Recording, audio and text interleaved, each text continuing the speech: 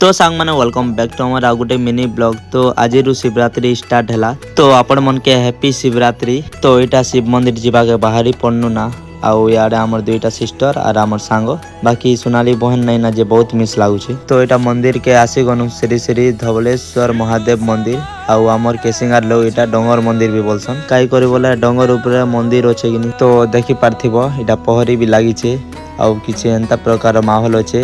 आज काना ओझागर भी रहे काना कहन हर हर महादेव। आपण मैंने केन मंदिर शिवरात्रि रे जाइथिले कमेंट रे जणाबे। तो देखि पार्थिबे इटा होचे हमर शिव मंदिर। तो भक्तगण मनकर भीड़ देखि पार्थिबे। अरे वाह हमर राजू पार्टनर भी अछन।